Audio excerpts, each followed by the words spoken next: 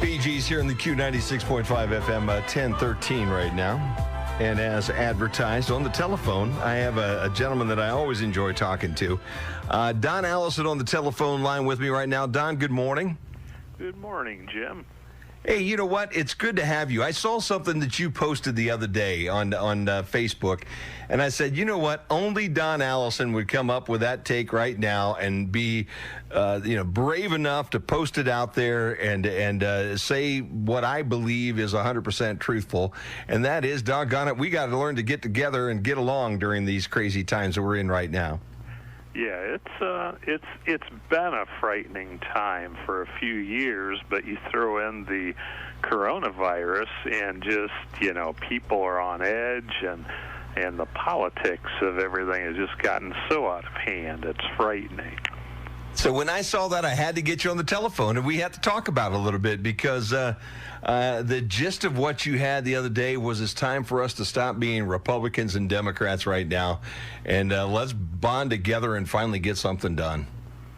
Yeah, it's just so sad because I have both family and close friends who are both Democrats and Republicans, and we all have much, much more in common than what we have at odds, but just the hate of it all has just taken over in so many cases. You were in you're retired basically now from the newspaper business. Am I correct with that? Pretty much. I still do a weekly column, the On My Mind column. They asked me to continue that when I retired, and I enjoy that. And I have done a few little things for them since then, but for the most part, I'm now a full-time book publisher. And how many years in the newspaper business for you? Oh, more than I care to think, Jim. I'm pushing 50, believe it or not. Yeah, I started writing for at the time it was the Stryker Advance, Regis Spielvogel, when I was a sophomore in high school. And that's starting to push 50 years now. Wow. And, I have that same problem, Don. You know what I mean? It's just, where did those years go, Oh, you blink and a decade goes by. And the reason I asked was not to establish the fact that we're both getting to be old guys, but have you ever seen, because you've seen in your days in the newspaper business, political swings, right, left, up, down, wherever it might go. Have you ever seen a time when we were more divided as a country than we are right now? No, and I think social media has a big role to play, and it's rather sad, just the misinformation that gets thrown out there. And what really bothers me is our U.S. intelligence agencies have shown that Russia has opened up accounts. They have basically units set up to create these hateful memes to serve their own agendas. They open up accounts on social media, then pass these memes on, and then our own people adopt them, share them, and pass them on. And their whole goal is to create this dissension within. And every time I see these things passed on, I just cringe that, the people who do it, don't you know? You're just, basically pawns, in enemies of the U.S.'s hands. Yeah. and the ironic thing to me is that same person who will post that will come back the next time and basically say just that, oh my gosh, how could you possibly be doing something like that? Well, you know what? You just did that not 15 minutes ago. And you didn't. I hate the folks that don't fact check anything, because most of those things are so blatantly wrong when you put them up there. If somebody just took a big deep breath and then looked for a little bit of information, they'd never put those things up. Exactly. It's just people were so tribal, and people just want to pass on and read that which they agree with. And this country has just a rich heritage of parties, and the parties have realigned at different times and changed and evolved, but two parties, there's a lot of wisdom to that system. You get a checks and balances, you get compromise. It's just, and, now it just seems like there's this side, there's that side, and there's no man's land. And really, the people who get caught in no man's land are you and I and most Americans. Yeah, unfortunately, you're right.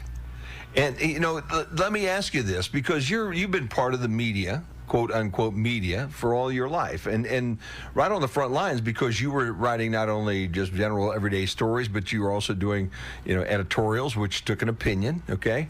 Mm-hmm. And the big topic of conversation anymore is, the media is totally skewed. You can't trust the media. You can't listen to the media. They're all telling the untruths every time they open up their mouths. And I understand that does happen. Okay, if you fact check a news reporter, you'll find them to be inaccurate as often as this person we're talking about on the internet. But all in all, I still believe that the media still is really truthful if you look for the right spots and you listen to the right things.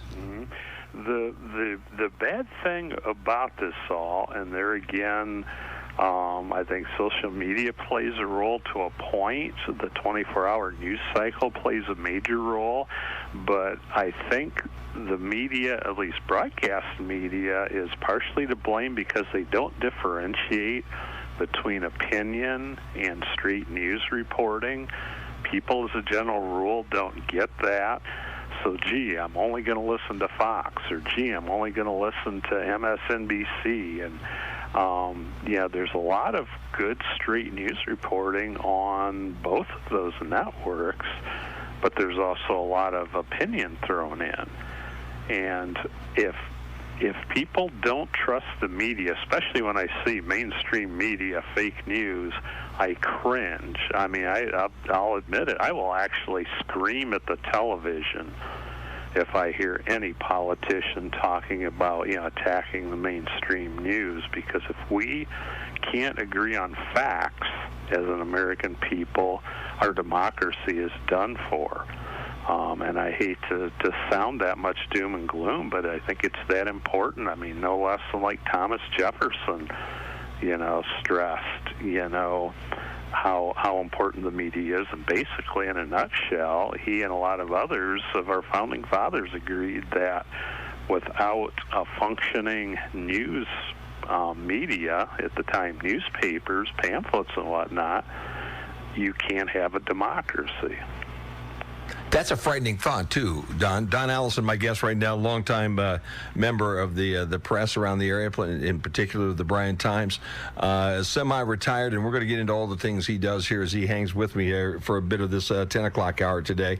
But that is a frightening thought, because every day you lose another newspaper, another radio station, another decent voice that used to be out there. You take the radio station I work with right now. You could remember, if you go back 20, 30 years ago, there were full-time staff here, full-time news crew. Okay, we did our own news, and nowadays, gosh, it's me and Andy and a whole bunch of satellite internet-driven programming that goes all day long. Those things leave us every day, and it makes me afraid, just like it does you. Yes, it really does. And, I remember those days being at events, covering them for the newspaper, and being on a first-name basis with, numerous news folks, that worked with your station. And that's going by the wayside. Just news organizations in general are struggling, and when we lose them, for instance, if the Bryan Times would close its doors, where would you get vetted, reliable local news? It wouldn't be there.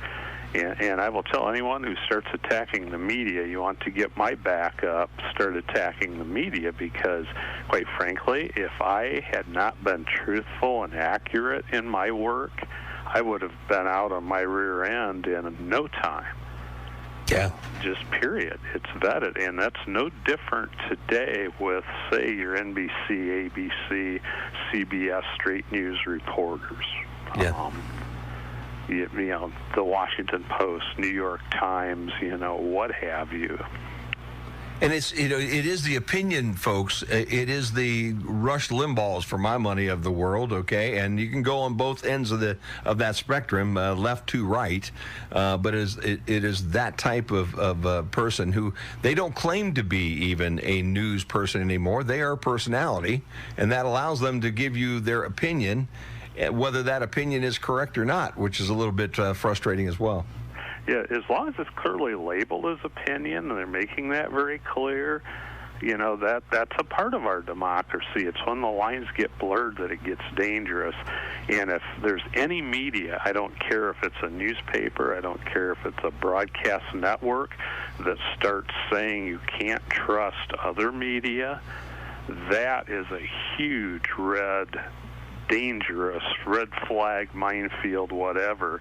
I had a discussion with a person who I respect very much just the other day, and I won't mention the news network because it really doesn't matter which may be doing it, but this person said they only listen to that network, and I said, well, I try to listen to a wide variety, get online, get my news from all over so I can evaluate it. This person says, well, I only listen to this one, and they said the other ones are fake news. And I said, well, that's not true, and I would stake my life on it, and all I'll say about that network is this is the network that said that the coronavirus was a big hoax and was a Democratic hoax and what have you. And I'm not taking someone else's word for this. I saw the broadcast myself. So yeah, no, it is a frightening situation all the way around when you get to those things. And again, I don't want to say that if we go back 20, 30, 40 years ago, that the news media was pure and pristine at that time. There were politics involved with that situation as well. But I think it for the most part, the folks who were reporting on those things, whether they had a little more integrity or took it a little in a little different perspective, the way that they approached that job, it was more trying to get the facts, confirm the facts, because that's the thing that I get frustrated with right now. I mean, when you and I both grew up and we were in the news business at one point in time, and you brought a story into your boss that was a little bit off the rails, your boss is going, okay, who told you this and how many people can confirm it to you? Okay, is that not correct? That's very correct. And most generally, if there's something that looks a little bit off kilter, as an editor or as a reporter, I would insist on 3 sources verifying it, 3 very well-vetted, very reliable sources, and you still will see that in your Associated Press today or your mainstream, broadcast networks. That is still the rule of law. And in a lot of ways, Jim, we've gone back, 150 years when back in the days when newspapers are what they called party organs. You were a Democratic paper, you were a Republican paper, or going back further, a Whig paper. But the big difference is back then your paper may only come out once a week. Where nowadays you've got this 24-hour news cycle just pounding, this partisan stuff, into people's heads, and that, I think, is the danger. Yeah, no doubt about that. Don Allison is my guest. The good thing about the news business, or about the media business still, Don, is there are still a few people who are willing to put some money behind it and run commercials on places like this, okay? So we need to step aside on the radio business and pay a couple of bills, and then we'll get back to our conversation. Can you hang with me for a while? You betcha, and I'll put in a quick plug here. Support your local radio station. Support your local newspaper. Amen to that. And I just ironically, it was just yesterday, I think, that I signed the check and put the bill in the mail for the Bryan Times again, because it was time for me to renew my subscription. Okay. Good for you. And I agree with you, because you know what? The other side of this thing, you get a lot of people who will say, well, that wasn't all that accurate, or this wasn't that, or whatever. We'll all make a mistake every now and then, an honest mistake, a spelling mistake, or whatever it might have been. But I've have always enjoyed even a paper like the Bryan Times, and you get the editorial page, and on one side of the editorial page is the right side, and the other side is the left side, and you get opinions from both sides, and you can, if you read them, all of a sudden things seem to make a little more sense to you in this world, because you can see different points of view and start to think. So Thirsty Thursday morning, if you're out and about, the main stops now have John's Donuts back. Don Allison, that has got to be a sign, almost like spring, that we're about to poke our head out from underneath this virus. Yes, that's a great sign. I heard you talking with Jeff Erb about that, and yeah, that is a welcome bit of news. There's no doubt about that.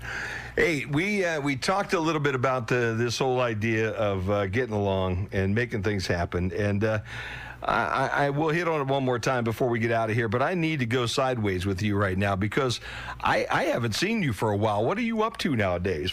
Well, I've been, working full-time with Faded Banner Publications, my publishing house that Diane, my wife, and I have, doing books. I have actually a book that is going to be out on the 27th of April. It's volume 2 of the Best of On My Mind, a collection of some of my favorite newspaper columns. I went back a few years, so they should be fresh for people. So you have, how many different articles could you share from your archives right now? I have, and I've tried to save them all, and I have been writing columns. At first they were semi-regular. I've been writing weekly for probably, 20-plus years. So I have all sorts of things, and I surprise even myself when I go back and look through my archives. So for the folks who are out here saying, come on, Don, the printed page, books or whatever, that's passé, that's old news, man. What are you doing in that business nowadays? Yeah, well, I'll tell you, reading is still popular. E-books are popular. I do a lot of my book sales are e-books.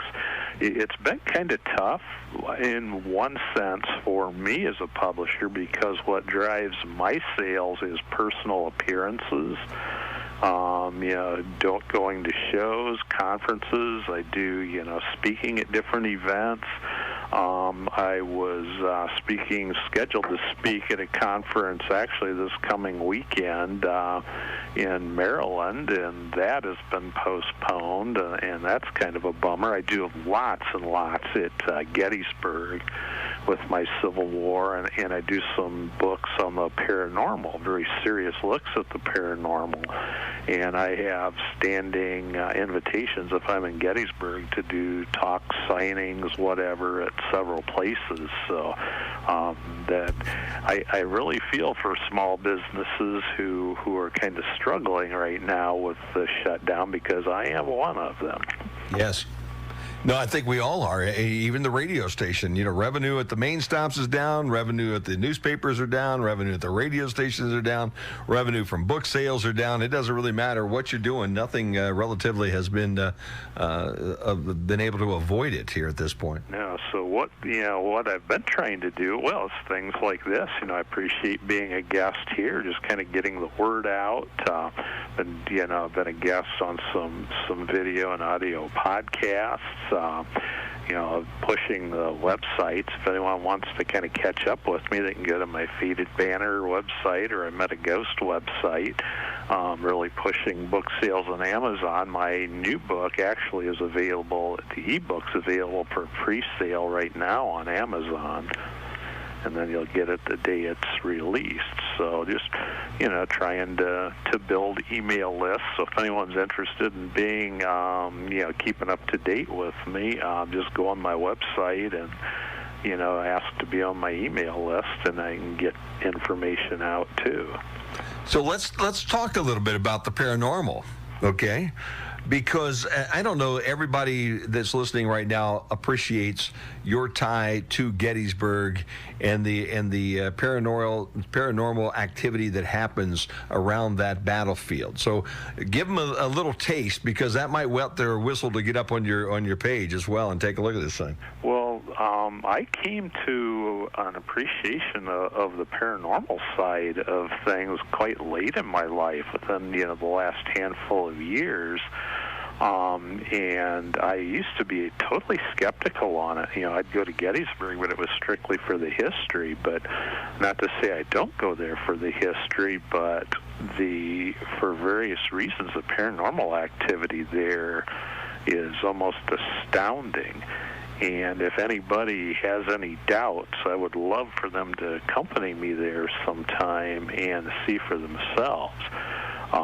Using some electronic devices, I've had conversations, actual live conversations, no pun intended there, with the energies that are telling me they're spirits of someone from the Civil War. It's pretty astounding, yet they can tell you things that there's no way you could know. Another thing I like to use are dowsing rods. I've made contact with different energies there that it's astounding. Actually, I found out because of having paranormal occurrences at and around Little Round Top. I got to the point that I'm wondering what's going on here, did some research, and I found out that I had ancestors fought at Little Round Top that Really? I'm not aware of. To me, that's just astounding. You can't make this stuff up. Now, when you tell us right now, and Don Allison is a pretty straightforward guy. This is not a guy who has lived on the ragged edge all his life, like Hunter Thompson did. Okay. Yeah, I wouldn't measure up to Hunter Thompson in that category. So you say that these spirits have talked to you. Okay, what do you mean by that? Well, the most popular way, and it's called ITC, Instrumental Transcommunication.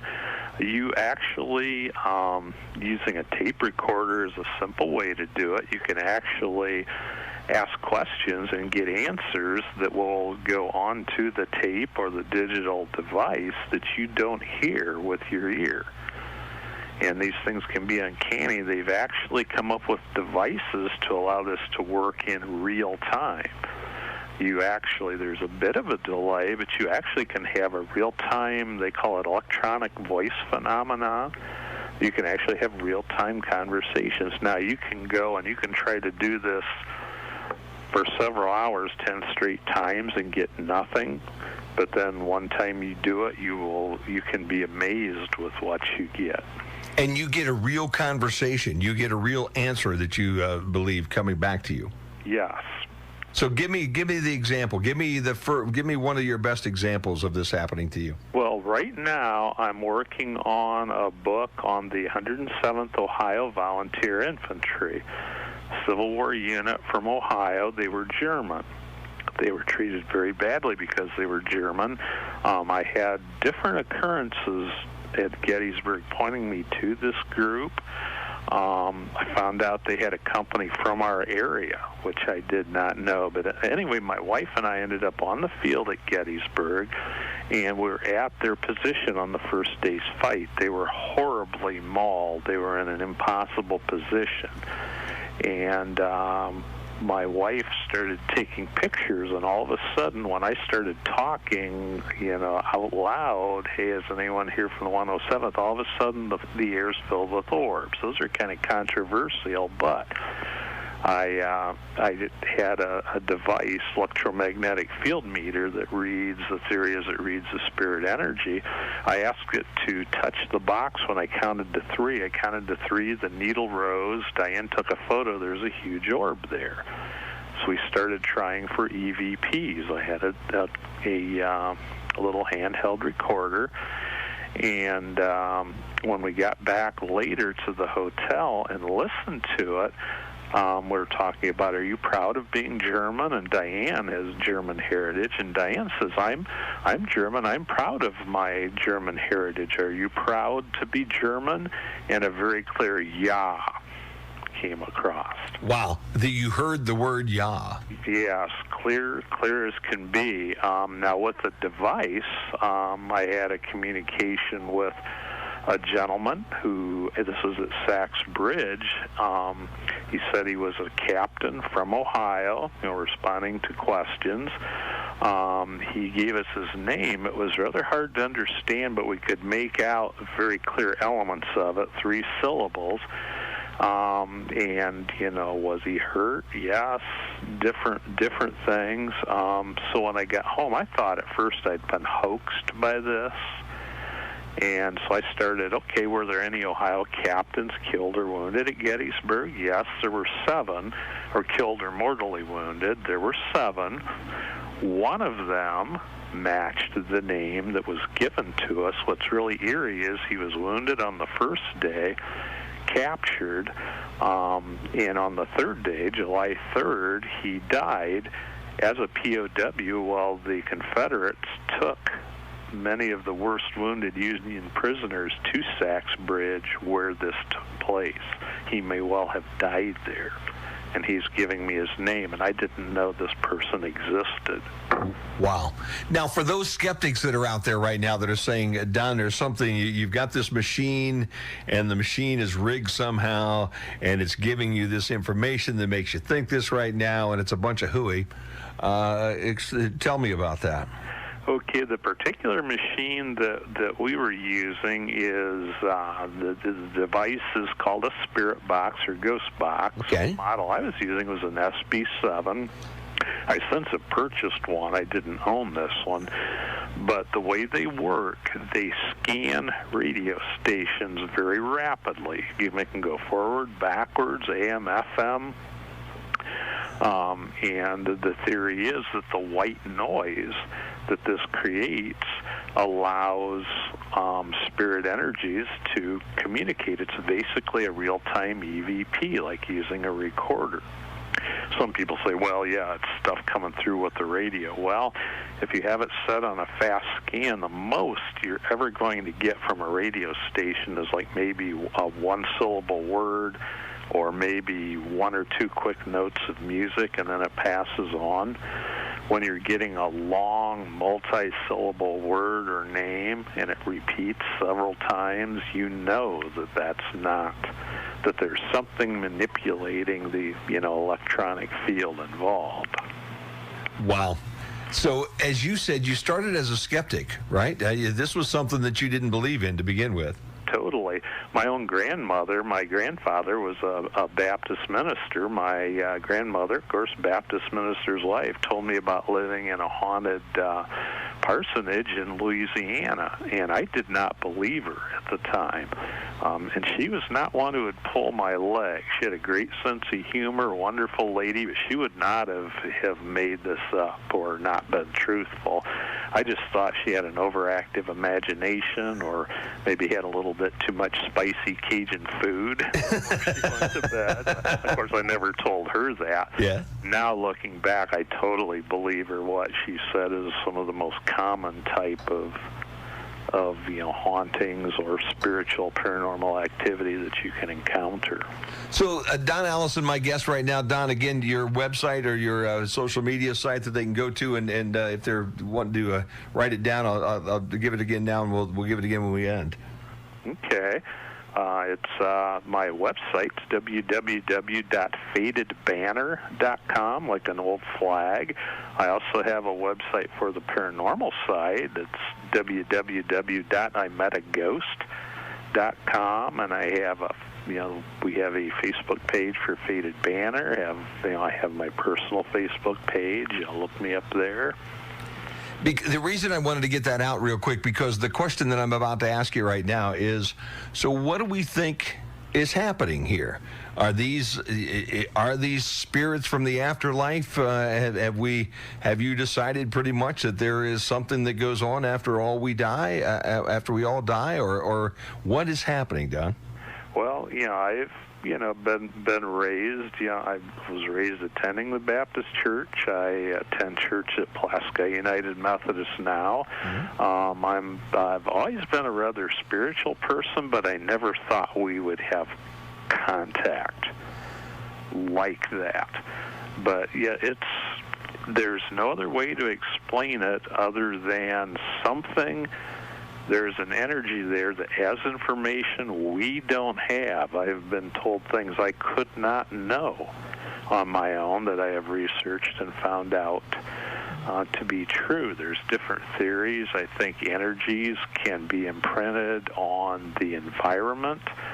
For instance, people who may be in a house will sometimes hear voices that they're called residuals, and it's actually been replicated in the laboratory that, like the rust on nails in a building, can actually record sounds if the environmental conditions are right, and then those sounds can be replayed if the environmental conditions, mainly static electricity, is present, just like an iron oxide cassette tape.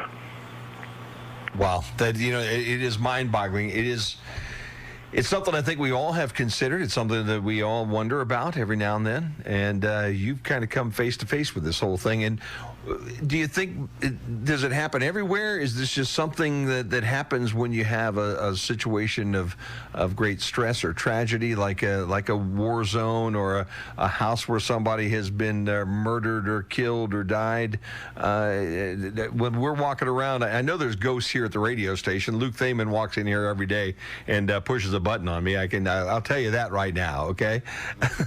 But and having known Luke very well, I could see Luke doing it. Exactly.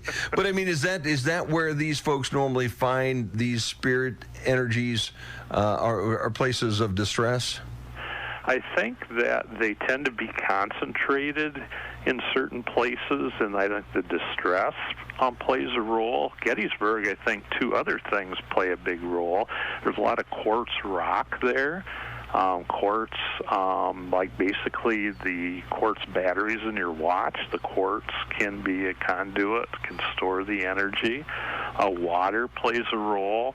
Brian has a number of very active places that I have seen and been a part of paranormal investigations. I think these energies can be present anywhere, and to some degree are present anywhere. I think some people are much more sensitive to them. I have found that I have a somewhat high degree. I mean, I'm nothing like a medium. There's some people I know that are just, their abilities in that area are mind-boggling. I sense energies. I've had some strange things, but I think you can kind of train yourself. I now recognize the energies, and when I feel those energies is when things are likely to happen. My own house is a place where those things will happen, which actually is what first got me interested in the field. Yeah, you restored an old farmhouse just outside of Bryan, heading towards Ney, right? Actually, I'm sorry. The other direction. The other direction. Just north of Pulaski. Yeah, there you go. Wrong town, man. Sorry. Oh, that's okay. But so, and you notice those. I know we've had this conversation before, but do you still have visitors on a regular basis there at the house? We do have, and it's kind of strange. The most pronounced thing that will happen is battery-powered devices. And that's really one of the first things that caught my attention. And just the other day, I mean, this sounds strange, and people may argue and say it's something malfunctioning, but I'm sitting there watching television. I see the remote light up, and then it switches to actually it's a religious television station, and then the remote would not function to get off of it. And it's like this remote's never done anything like that. It has not done it since. It's strange, and it was a while. I actually took the batteries out of the remote, put them back in, and then still had to try several times to get off of that station. We've had that happen with battery-powered radios through the years. They'll change stations. Whatever it is tends to like sports and not like rock music. I'll have like a radio turn off or change stations from classic rock, particularly kind of loud, rowdy rock. Yeah, that's B rock. They'll stay. If Q96.5 FM, they'd listen to all day. Yeah, but tends to like country and sports. And I'm a Tigers fan, and I have had radio turn on by itself and be playing Cleveland Indian radio. I'll be darned. That's truly amazing. That really is. It is, and I find it. Some people are frightened by it all. Luckily, both Diane and I find it interesting. I'm very curious, and I'm just amazed by it all, and it does not cease to amaze me. Have you been involved at all with, was it Nathan Maynard? Austin and I are. Austin. Have become friends. I've known his dad for many years, but I've done some of Austin's events, assisted with those. We've had some very interesting talks on the paranormal. Yeah, it's an amazing thing, and we need to get together again and discuss that some more. How's that? Would love to do that. All right, I've got to let you go now. I need to hit some news and get back in. I've got Tom Reed's going to join me on the other side of the 11 o'clock hour, and tomorrow's Tommy's birthday. So he's going to be like 82 tomorrow or something like that. Wow. Yeah, he looks good. He does. When you meet him normally, you see him normally, you say, gosh, the guy looks old and worn out, okay? And then you realize how old he really is, and then you realize, well, he's not doing bad for that old of a guy, even though he's really only, I think, turning 70.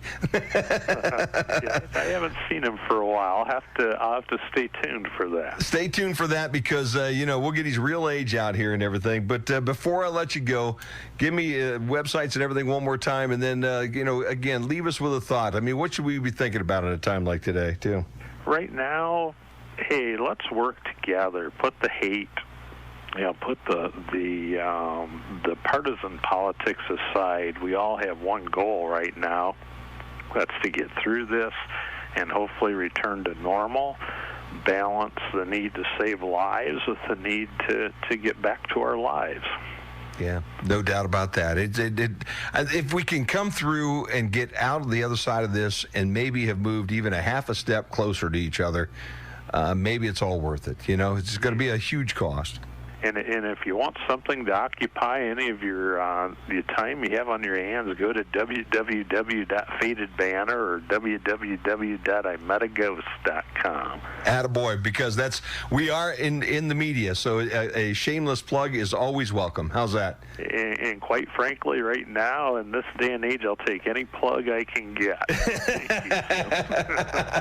Don Allison, thank you for joining me. Let's get together on a much more regular basis and chat. How's that? Sounds good. I always love being on your show, Jim. Very good. Don Allison has been our guest here. Classic hits all the way until 1 o'clock here in the Q 96.5 FM.